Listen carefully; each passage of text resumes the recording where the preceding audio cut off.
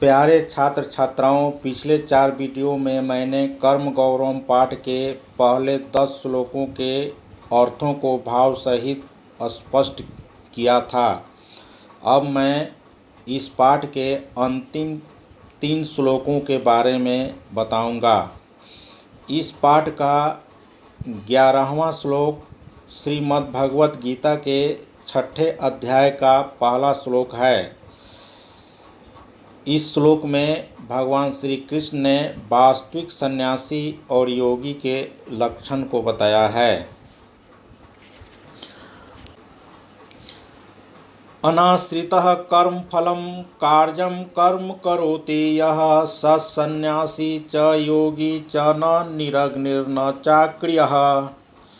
अनाश्रितः कर्म फलम कार्यं कर्म करोति यः स सन्यासी च योगी च न निरग्निर्न चाक्रियः।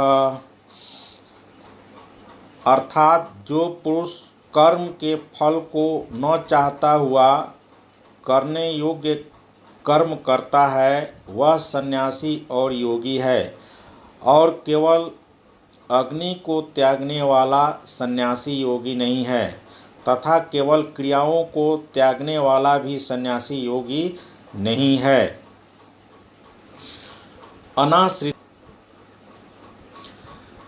अनाश्रित आश्रय नहीं लिया हुआ, न चाहता हुआ, कर्म फल को न चाहता हुआ, कार्यम करने योग्य कर्तव्य, कर्म करोति यह जो कर्म करता है, स सन्यासी वही सन्यासी है। कर्म फल को न चाहता हुआ जो कर्म करता है वही सन्यासी है। च योगी और योगी भी है। च न निरग्निर न चाक्रियः और अग्नि को त्यागने वाला निरग्नि अग्नि को त्यागने वाला, सिर्फ अग्नि को त्यागने वाला सन्यासी और योगी नहीं है। न चाक्रियः और न सिर्फ क्रिया को त्यागने वाला सन्यासी योगी नहीं है। अर्थात भगवान श्री कृष्ण कहते हैं कि जो व्यक्ति अग्नि और क्रिया को त्याग करके सन्यासी बन जाता है और कर्म फल को नहीं छोड़ता है, कर्म करते समय फल की इच्छा रखता है, वह सिर्फ वेशधारी सन्यासी है। वास्तविक सन्यासी वही है जो कर्म फल को छोड़ करके किए जाने वाले कर्मों को करता है। सिर्फ अग्नि और क्रिया को छोड़ने मात्र से कोई व्यक्ति सन्यासी नहीं हो जाता है, उसके लिए कर्म फल को छोड़ना पड़ेगा। तो वास्तविक सन्यासियों के बारे में कहा गया है, और वेशधारी सन्यासियों का भी इस श्लोक में उन्होंने लक्षण बताया है। जो वेशधारी सन्यासी हैं वे सिर्फ अग्नि और क्रिया को छोड़ते हैं और कर्म फल को नहीं छोड़ते हैं, जबकि वास्तविक सन्यासी चाहे वह अग्नि छोड़े या नहीं छोड़ें, क्रिया छोड़े या नहीं छोड़े, लेकिन कर्म फल को जरूर छोड़ते हैं। तो वास्तविक सन्यासी वही है जो कर्म फल को नहीं चाहता हुआ कर्म करता है, वही वास्तविक सन्यासी और योगी है। अनाश्रितः कर्म फलम कार्यं कर्म करोति यः स सन्यासी च योगी च न निरग्निर्चाक्रियः।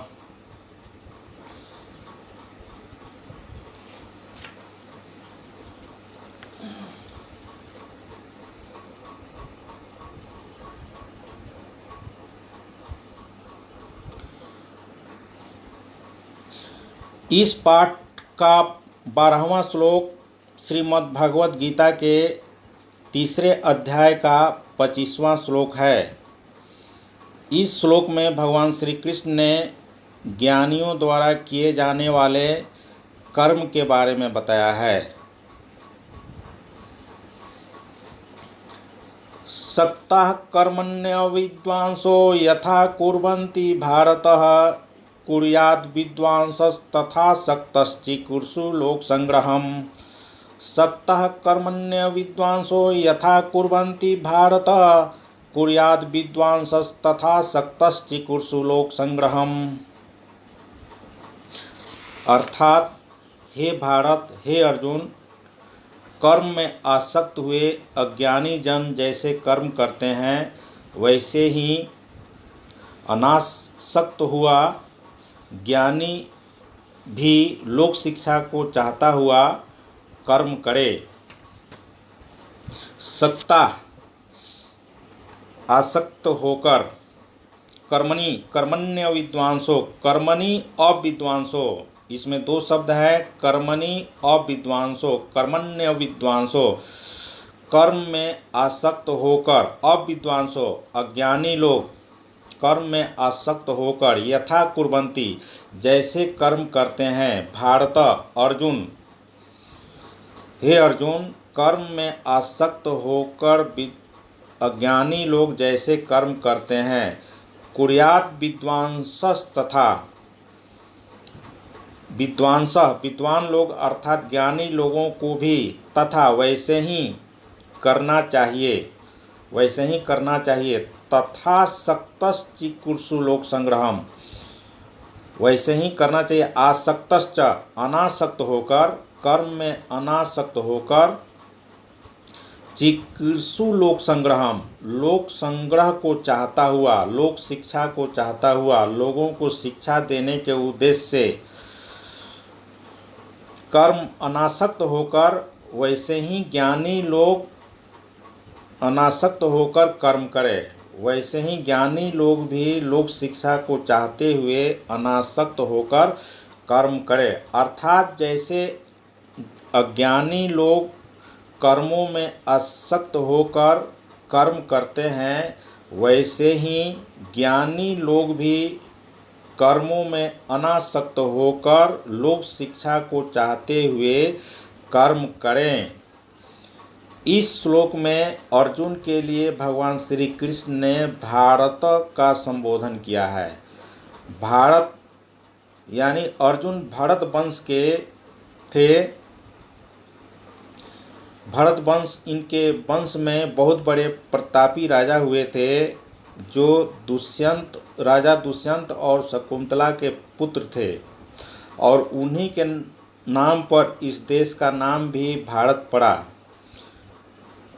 उन्हीं के वंश का होने के कारण अर्जुन को भगवान श्री कृष्ण ने भारत कह के संबोधित किया है।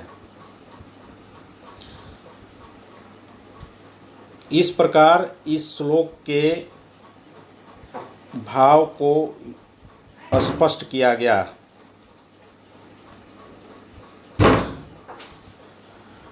सक्तः कर्मण्य विद्वांसो यथा कुर्वन्ति भारतः कुर्याद् विद्वांसस्तथा सक्तश्चिकीर्षु लोक संग्रहम्।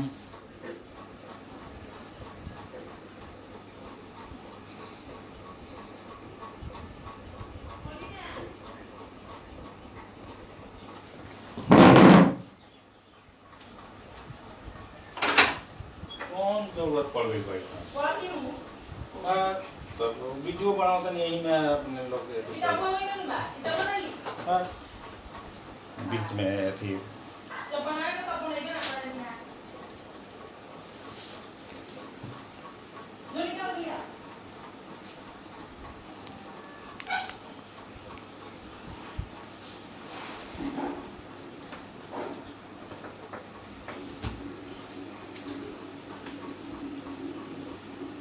निकाल के ना ले जेबे,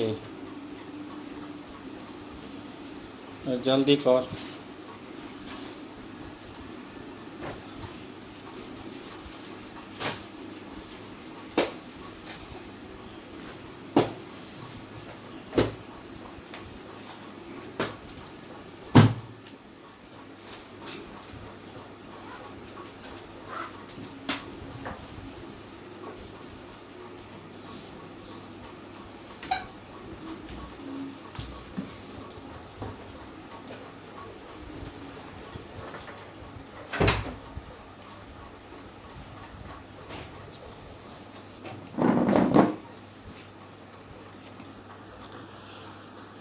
अगला श्लोक इस पाठ का